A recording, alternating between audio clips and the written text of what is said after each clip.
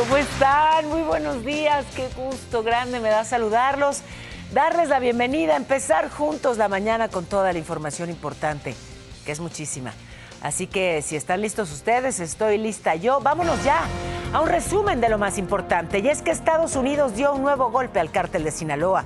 Acusó por narcotráfico a 26 miembros de esa organización, entre ellos Próspero Coronel Sánchez, le dicen el PRO, y José Luis Angulo, mi niño. La fiscal Pam Bondi dijo que esto representa un duro golpe a la infraestructura del cártel. Y bueno, ya están las primeras declaraciones de Lex Ashton.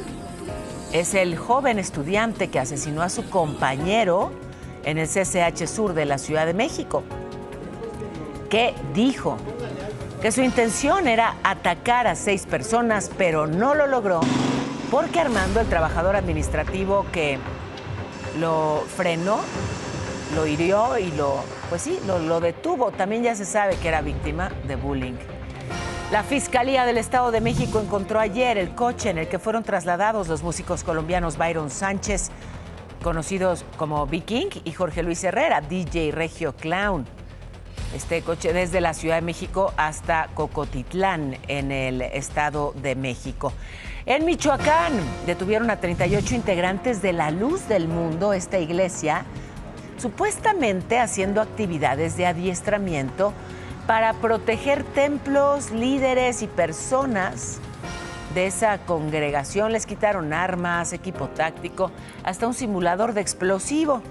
El Senado aprobó la reforma al artículo 73 que faculta al Congreso a emitir una ley en materia de extorsión para fortalecer ese combate, y ya fue remitido a las legislaturas locales para su ratificación. También en la Cámara Alta, el coordinador del grupo parlamentario de Morena, Adán Augusto López, insistió en que son falsas las acusaciones en su contra por el caso de Hernán N., líder de la Barredora.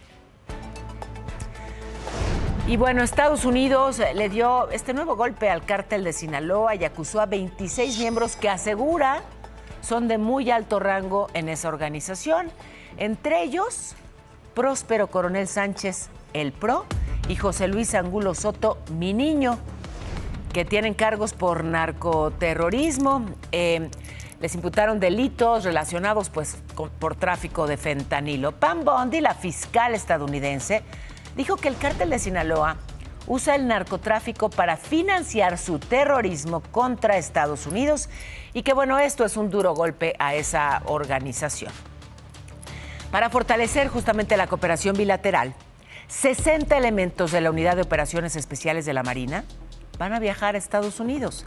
Los van a entrenar allá. Un entrenamiento de operaciones tácticas. Ayer el Senado ya aprobó su salida para este curso de Fuerzas Especiales del Comando Norte en Mississippi del 1 de octubre al 15 de noviembre. La Cancillería mexicana habló de justamente los connacionales que van en esta flotilla rumbo a Gaza con ayuda humanitaria. ¿Qué fue lo que dijo? Bueno, que se pusieron en contacto con el grupo que lleva ayuda humanitaria, al cual también ofrecieron apoyo consular en caso de que lo requieran. Así que, bueno, pues sí, están bien los mexicanos luego de los múltiples ataques que ha sufrido esta flotilla. Pero déjeme regresar a México y sí, pues esta historia que tiene que contarse por partes. Qué drástico estuvo este cambio, pero permítame regresar al tema, sí, de la polémica casa del senador Fernández Noroña. Ayer le informamos que entraron a robar en esta casa del senador allá en Tepoztlán. Y bueno, él dijo que no tiene por qué ser austero. Una información que surgió a partir de un breve y confuso mensaje que publicó el propio legislador en X. Puso: entraron a robar a la casa en Tepoztlán, a casa de la dueña. Grave y extrañísimo hecho. Emma está bien. Emma es su pareja. Ya por la tarde, el secretario de Seguridad de Morelos, Miguel Ángel Urrutia, aclaró: si usted no entendió nada, ¿qué cree? Yo tampoco. Pero por suerte, el secretario de Seguridad de Morelos aclaró lo siguiente.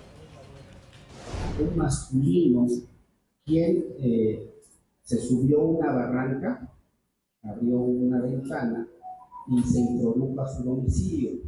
Es el domicilio de la mujer, que es un domicilio contiguo al del senador de la República. Detalló que se robó y dio incluso una posible pista sobre qué iban buscando. Menciona que le robaron 7 chamarras y que se veía tal cantidad de cajoneras abiertas, todo lo demás, quizás buscando documentación o papelería. Esto luego de que muchos consideraron una corrección al legislador y entonces, bueno, a ver, él dio más contexto, ¿no? Escribió en sus redes sociales que robaron la Casa del Silencio, que tiene 2 inmuebles.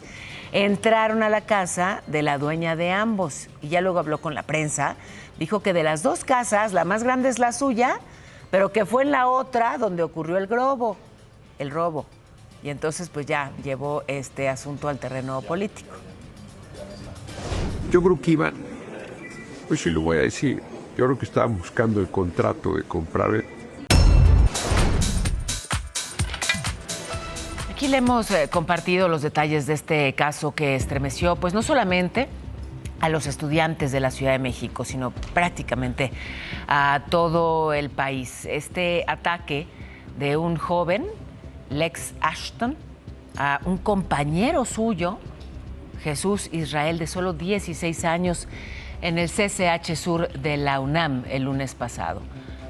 Esta es la imagen del momento de la agresión, una imagen terrible. Del momento en el que el ex pues sí lo agrede con un arma punzocortante con la cual ingresó al CCH, esta arma que ve usted en su pantalla. Luego, bueno, pues corrió, lo persiguieron, cuando se vio acorralado se lanzó desde el balcón. Estas son las imágenes que publicó él mismo en sus redes sociales antes del ataque. Bloodbath es lo que, bueno, pues aparece, baño de sangre, y bueno, vino después todo esto, toda esta secuencia terrible que ha declarado este joven agresor que sobrevivió luego de lanzarse desde el balcón.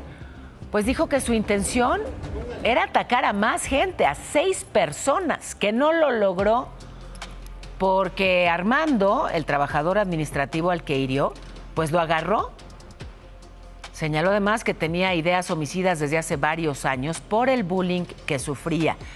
Así que bueno, gracias Armando por esta intervención que hizo tan oportuna, salvó la vida de muchas personas con su valentía, se puso en riesgo y bueno, pues salvó a muchas personas. La Policía de la Ciudad de México y el C5 tienen información que, a ver, son relevantes sobre lo que difundió la propia mamá del ex, el agresor, que habría llamado al 911 para alertar y para decir que su hijo estaba armado. ¿Qué dicen las autoridades? Que sí hubo una llamada el lunes, pero que la mujer solo dijo que no lograba localizar a su hijo y que en su habitación faltaban algunos objetos y que la comunicación fue registrada y fue canalizada al área de despacho de la Secretaría de Seguridad para su atención inmediata. Bueno, en más de este caso, por segundo día consecutivo, padres y alumnos del CCH Sur marcharon hacia la rectoría de la UNAM, una movilización silenciosa y pacífica para entregar un pliego petitorio, pedir que se garantice la seguridad de todos en los planteles, una marcha acompañada por el llamado Bloque Negro. En ese caso, pues no fue una manifestación pacífica. Aquellos del Bloque Negro, bueno, pues tienen una actitud, digamos, distinta. Ahí en la explanada de rectoría, la bandera se hizo a media asta, justamente en señal de luto. Este asesinato de un estudiante en el CCH Sur de la UNAM vuelve a poner bajo la lupa a los llamados incels. Es muy relevante, sí, porque hemos visto ya que el agresor tenía la intención de matar a más personas, que fue acumulando furia porque era víctima de bullying y que además compartió en medios digitales pues todas estas ideas de generar un baño de sangre. Incels. Grupos en línea que mezclan frustración, misoginia, discursos de odio, promueven la violencia, guían a los agresores y sí, pueden convertirse en focos de violencia extrema.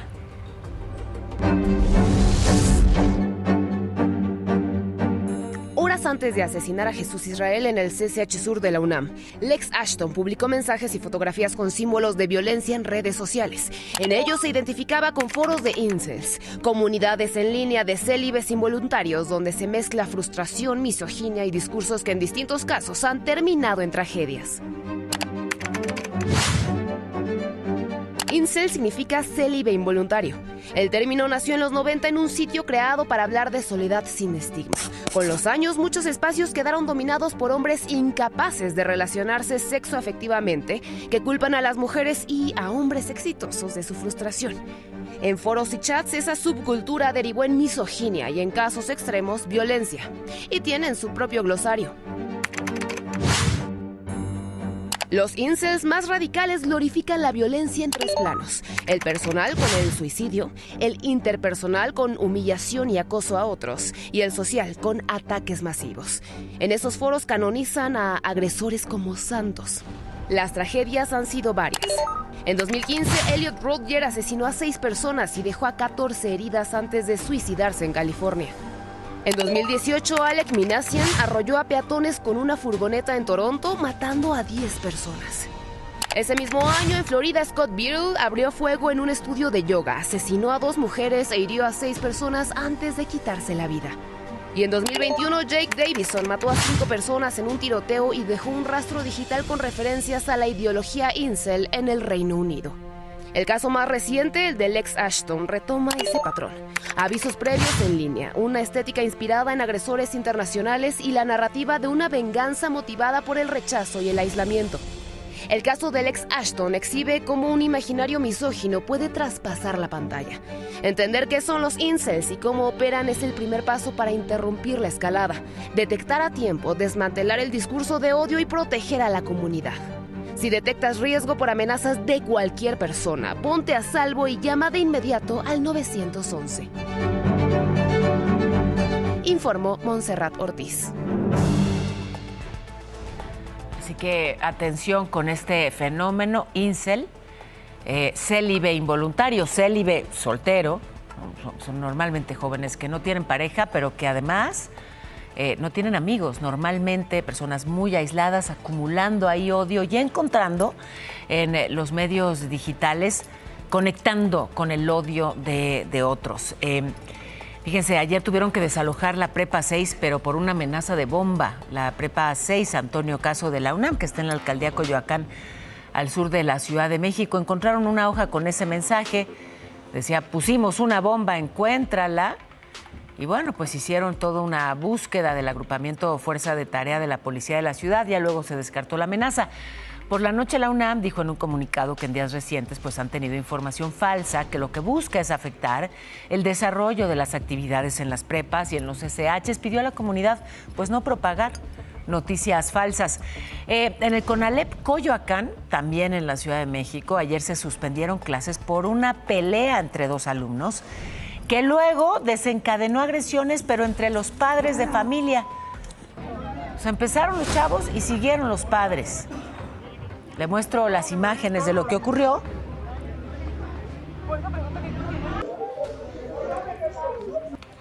Y bueno, incluso la policía tuvo que intervenir, entrar al plantel para calmar la situación. Ya hoy, después de esto, se reanudaron las actividades con vigilancia policíaca. El director del plantel habló del caso esta mañana.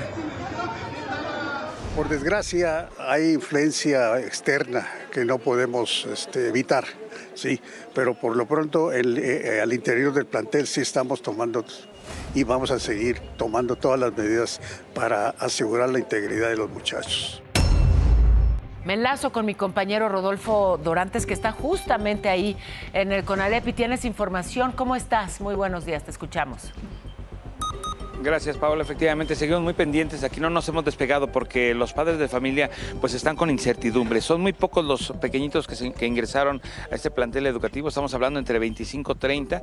Y bueno, pues ellos están solicitando ahora que ante esta incertidumbre pues le regresen a los jóvenes y no lo quieren hacer. Ellos se encuentran, sabemos, solamente en uno de los salones congregados y los alumnos y los padres de familia pues se encuentran en otro. Así que bueno, pues lo que ellos están solicitando en estos momentos es que le permitan la salida a los jóvenes estudiantes que se encuentran al interior del plantel educativo debido a la baja cantidad de ellos que se encuentran en el lugar. Paola. Ya, pues te agradezco, Rodolfo, el reporte y qué tremendo, ¿no?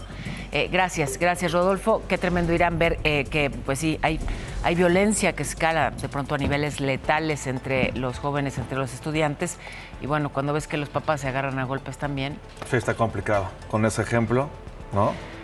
Ya es hora de ir a las correcto. breves. Son las 8:30 de la mañana en punto. Vámonos con la información. En Ciudad Juárez, Chihuahua, fueron liberados 17 migrantes que estaban privados de su libertad. En una casa hay un detenido por estos hechos. También en Durango rescataron a 118 migrantes abandonados en un camión en el desierto en Santa Clara. En más información de nuestro país, en Uriangato, en Guanajuato, detuvieron a Genaro Ramírez. El Silencio o el Manotas forma parte del cártel Jalisco Nueva Generación y operaba en la zona del Bajío. Jornada violenta en Veracruz. 6 muertos y un herido dejaron distintos ataques en la zona montañosa del estado. Familiares de los 386 cuerpos encontrados en el crematorio Plenitud de Chihuahua acudieron a la CNDH. Todo esto para exigir acompañamiento legal porque hasta ahora solo han identificado 86 cadáveres. Y otra vez, trabajadoras sexuales se manifestaron en la Ciudad de México para protestar en contra de la construcción de la ciclovía que va a conectar al centro histórico con el Estadio Azteca, porque dicen va a afectar su fuente de trabajo. Está en 18,46 con respecto al peso. La bolsa ayer, la bolsa mexicana, tuvo una pérdida de 0.74%. Y fíjense, luego de 3 años de espera, el empresario Fernando Chico Pardo adquirió ya 25% de Banamex. Desde 2022, Citigroup había anunciado la venta y bueno, una operación que marca el primer paso al regreso de inversionistas mexicanos al banco. Todavía faltan las aprobaciones regulatorias. Se prevé que se complete para el segundo semestre de este año. Y ayer compareció en diputados el secretario de Hacienda, Edgar Amador. Es parte del primer informe de gobierno. Acompañado por los legisladores morenistas, el secretario de Hacienda, Edgar Amador, entró a la Cámara de Diputados. Inició su comparecencia de forma directa. México goza de estabilidad económica, ante lo que ya se vaticinaba como una sesión marcada por el debate. Detalló que el primer año de la actual administración se basó en 3 pilares: garantizar y fortalecer las necesidades de la gente mediante los programas de bienestar y respeto de los derechos laborales, crecimiento a través de la inversión en infraestructura estratégica y la conducción responsable de las finanzas públicas. Gracias a ello, resaltó que más de $1 billón fueron destinados a reducir la pobreza y fortalecieron programas de educación y salud. Por primera vez en la historia, las personas en situación de pobreza en México representan menos del 30% de la población. En materia fiscal, el secretario detalló que la deuda pública se mantiene estable y defendió la estrategia de ingresos sin aumentar impuestos, apuntando a la eficiencia recaudatoria y al combate a la evasión fiscal. Estas han mostrado resultados contundentes y han probado que la estrategia del combate a la corrupción continúa rindiendo frutos en beneficio de los mexicanos. Dentro del debate, la oposición le cuestionó el rescate financiero de Petróleos Mexicanos, a lo que Edgar Amador respondió con una cita de Sor Juana Inés de la Cruz. Decía Sor Juana, sois la ocasión de lo mismo que culpáis. Lo estamos desendeudando a Pemex. Estamos desendeudando lo que ustedes endeudaron. Antes de concluir, el secretario de Hacienda reafirmó la apertura al diálogo, asegurando que no representa a ningún gobierno autoritario, por lo que pidió la ayuda de los diputados para que aprueben reformas de ley para combatir la evasión de impuestos.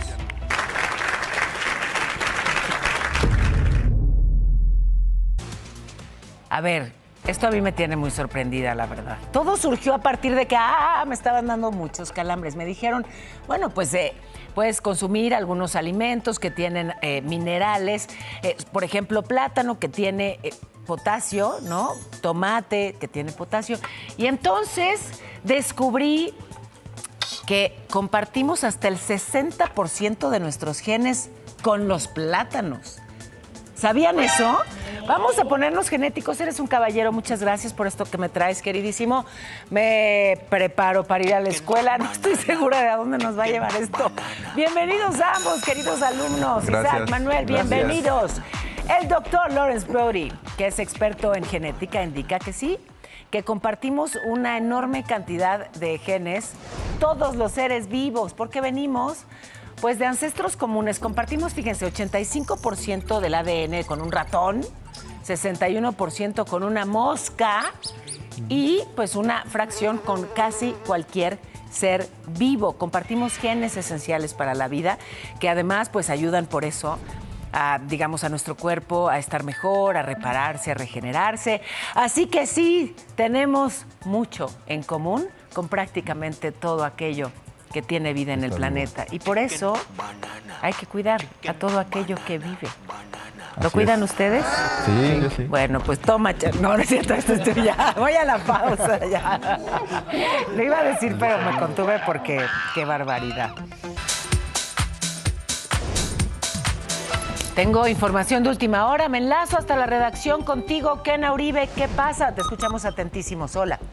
¿Qué tal? Muy buenos días, Pao. Caos y rapiña en Ecatepec. Esta mañana, un tráiler cargado con cientos de cervezas volcó sobre la autopista México-Pirámides a la altura de Ecatepec. Como muestran las imágenes, la caja del tráiler quedó destrozada y las latas de cerveza regadas por todo el asfalto. Pero lo más sorprendente es que decenas de personas comenzaron a llegar y sí, armaron la rapiña sin importarles la presencia de la Guardia Nacional. Incluso vehículos de lujo se detuvieron para cargar la mercancía, mientras otros llegaban con carritos para llevarse paquetes completos. Hasta el momento se desconoce el estado de salud del conductor. Lo que sí está confirmado es la reducción de carriles, así que tome precauciones si circula por la México Pirámides rumbo a la Ciudad de México. Es la información esta mañana, Pau. ¿Cómo ves? Estaremos muy pendientes. Pues sí, a estar atentísimos. Te lo agradezco mucho. Gracias.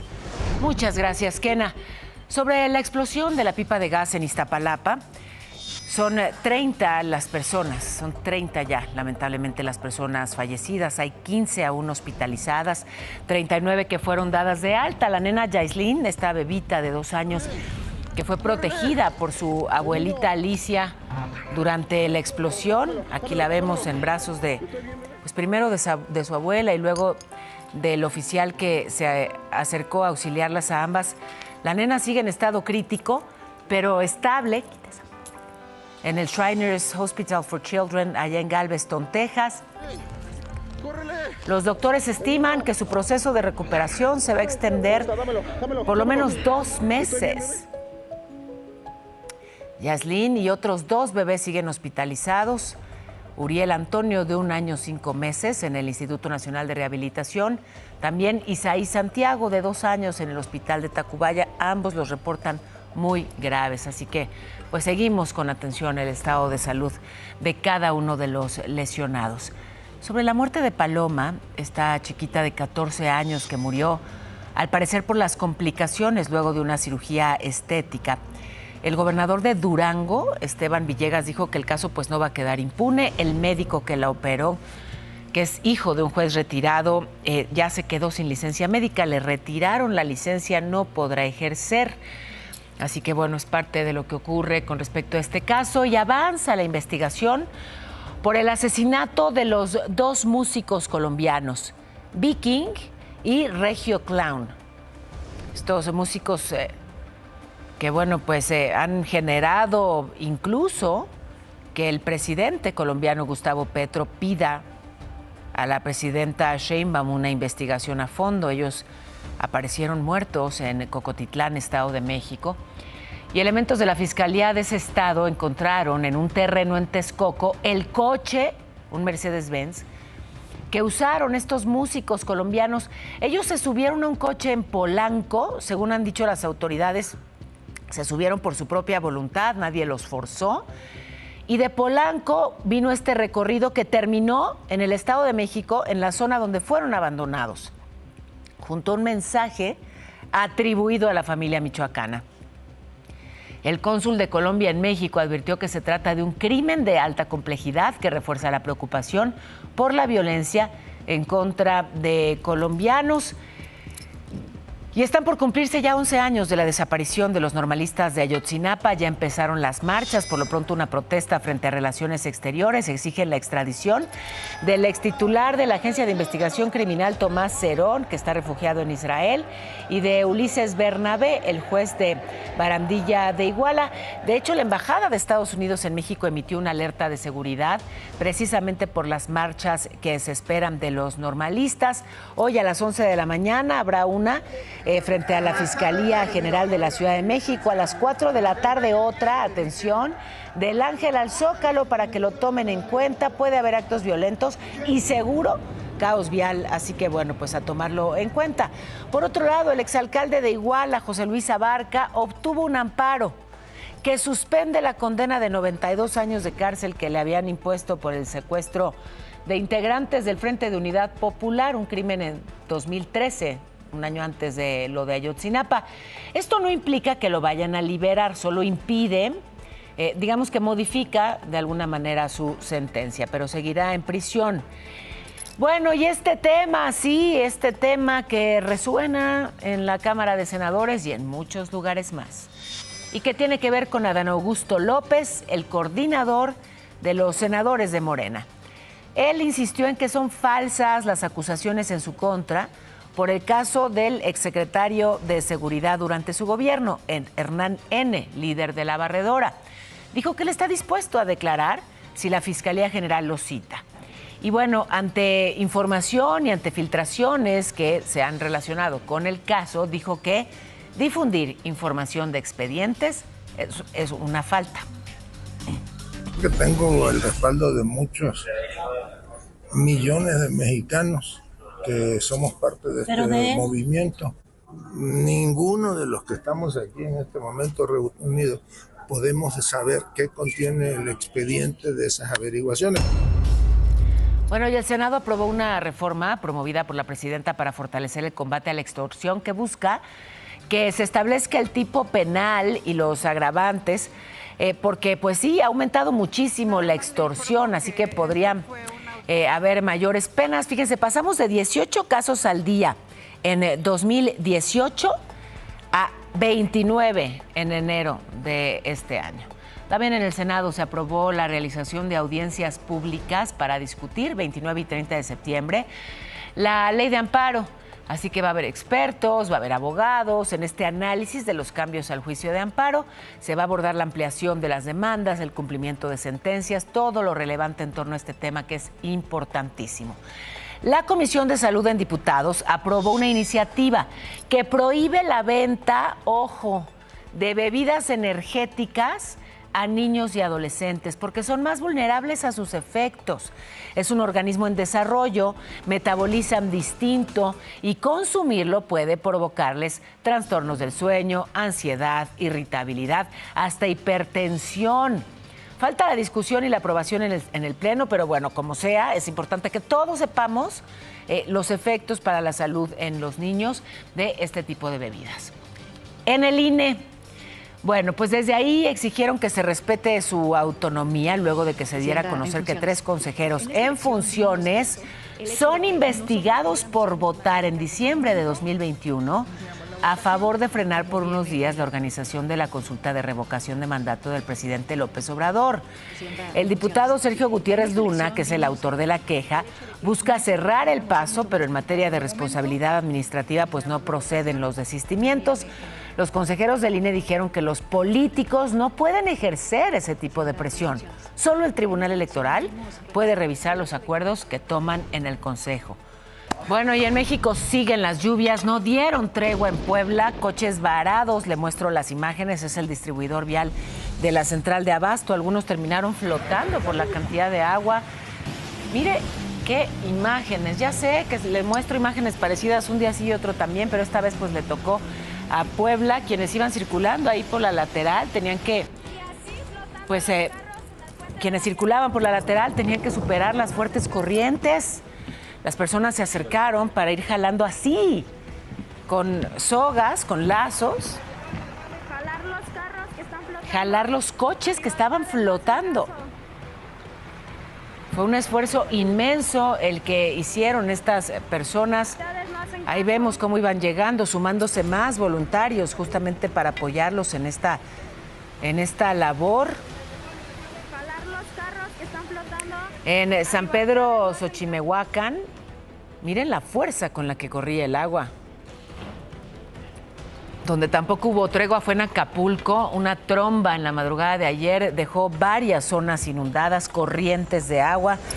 Las personas tenían que ayudarse. Ahí estamos viendo el aeropuerto, estábamos viendo la carretera Cayaco-Puerto Marqués también muy dañada. Pusieron costales para que no se metiera el agua en los negocios y en las casas, pero pues no fueron suficientes en varios puntos.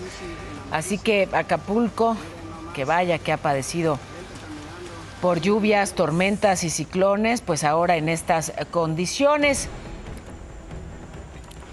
En fin, que son afectaciones importantes. Ahí vemos el aeropuerto y todo esto que ya le mencionaba en Acapulco. ¿Qué me dices con respecto a la lluvia? ¿Cómo se va a portar el cielo, mi cielo? Te cuento, mi cielo, rápidamente, porque precisamente sobre el huracán Narda, que está en el Océano Pacífico, se ha degradado a categoría 1 y afortunadamente se sigue alejando de nuestro país. Está a más de 900 kilómetros de Playa Perula, allá en Jalisco. De acuerdo con el pronóstico de trayectoria, se irá internando en el mar, y aunque para el viernes se prevé que se vuelva a fortalecer a categoría 2, no representará riesgo para México. Afortunadamente, el lunes Narda podría disiparse. Mientras tanto, en el Océano Atlántico también hay actividad. Se formó la tormenta tropical Humberto, está a más de 3,000 kilómetros de las costas de Quintana Roo. Se prevé que para el sábado se intensifique a huracán categoría 1, pero afortunadamente por su distancia y la trayectoria no representa tampoco peligro para nuestro país.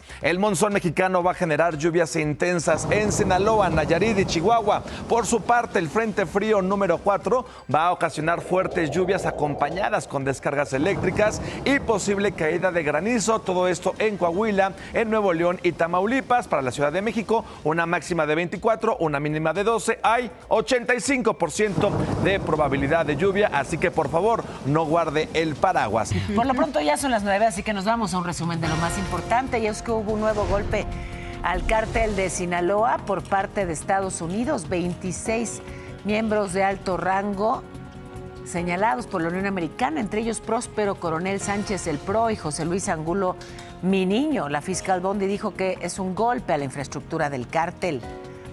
Declaró el joven que asesinó a un compañero en el CCH Sur. Dijo que su intención era atacar a 6 personas, que no lo logró porque Armando, el trabajador administrativo al que hirió, pues lo detuvo.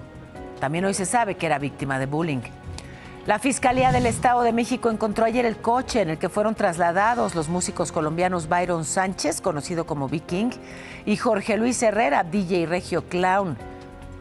Este coche que los llevó desde Polanco hasta el Estado de México, donde aparecieron muertos. Y en Michoacán detuvieron a 38 integrantes de La Luz del Mundo. Estaban haciendo actividades de adiestramiento para supuestamente proteger templos y prepararse para el apocalipsis.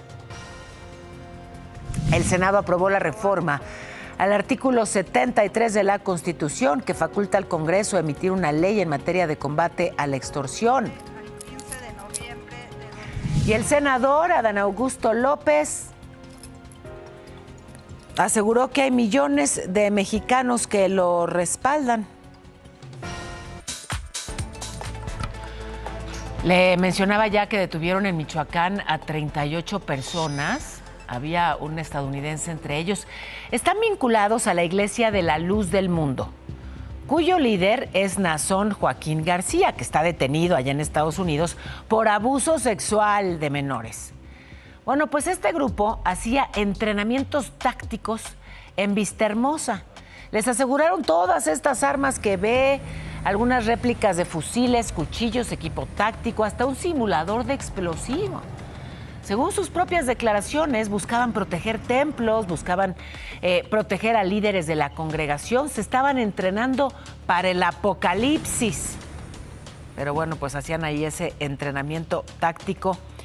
Y estos momentos de tensión se vivieron en Iztapalapa, regreso a la Ciudad de México, Y es que un reo se fugó del reclusorio Oriente, hubo movilizaciones, dieron con su paradero. En la noche, bueno, pues lograron finalmente encontrarlo. Marvin Didier, de 27 años, acusado de tentativa de homicidio, que ya fue regresado al penal. Irán. Tenemos más información, Pau, porque seguimos con este trabajo especial de investigaciones Excelsior. Grandes felinos están siendo vendidos como mascotas en México. El fenómeno está totalmente fuera de control. Esta es la tercera y última parte de esta investigación.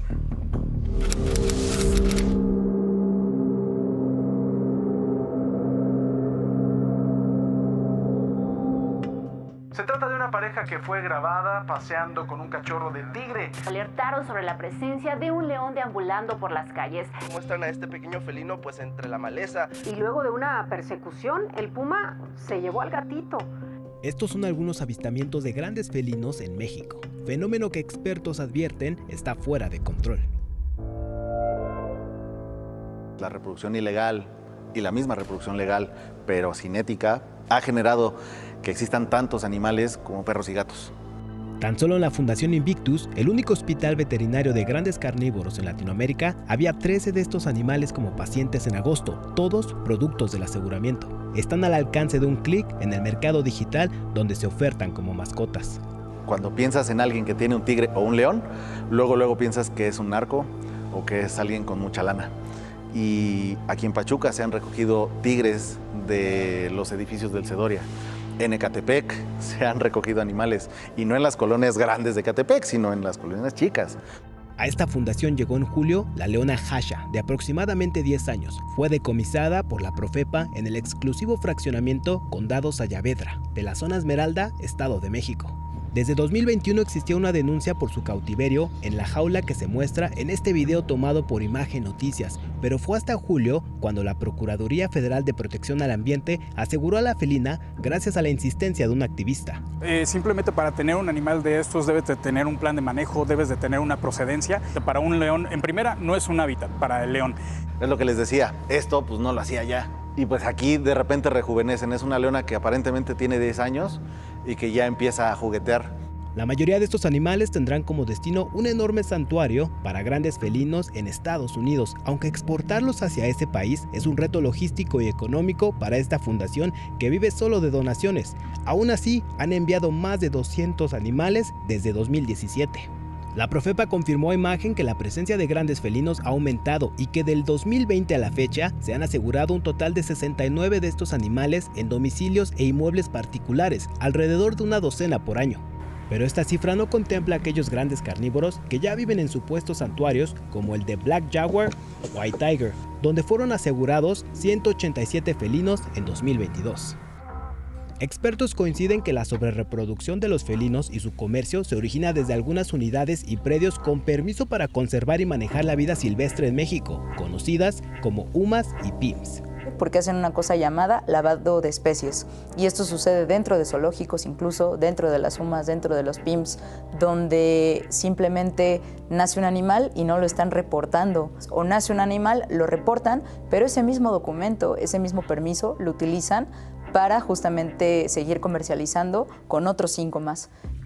Según la abogada, recurren a estas prácticas gracias a la poca vigilancia de la Dirección de Vida Silvestre de la Secretaría de Medio Ambiente. No ha transparentado el censo de grandes felinos y sus lugares de resguardo y solo existe un cálculo de 2019.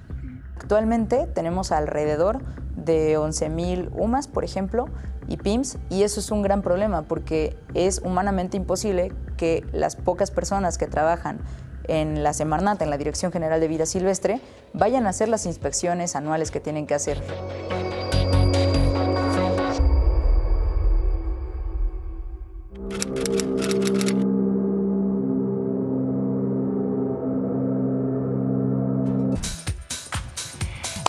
Policías y parteros. Ocurrió en la Ciudad de México, en la alcaldía Benito Juárez, una mujer que pues entró en labor de parto, no alcanzó a llegar al hospital. Y entonces policías de la zona le ayudaron a traer a su bebita al mundo y por fortuna madre e hija están en perfecto estado de salud. Aquí vemos como ya, bueno, pues la oficial, miren, con qué ternura está viendo a la bebecita. ¡Qué que bueno! la inviten de madrina. Exacto. O que cuando menos le pongan el nombre del oficial. Pensé que le pongan una madrina y dije, no, ¿por qué? O que le pongan. Para que tenga un hermanito. Exactamente. Bueno, ¿y qué imagen propusiste hoy? Esta historia detrás de esta imagen, gracias a este video, el joven que está atrás fue localizado por su familia. El video se tomó en Ecuador y ese joven es colombiano, entonces lo localizaron a través de este video. ¿Y tú propusiste, Lalo? Pues a este gatín que es muy inteligente y logra abrir la puerta a pesar de que le pusieron trabas. Gracias, público conocedor. Aunque estuvo muy parejo, gracias por acompañarnos.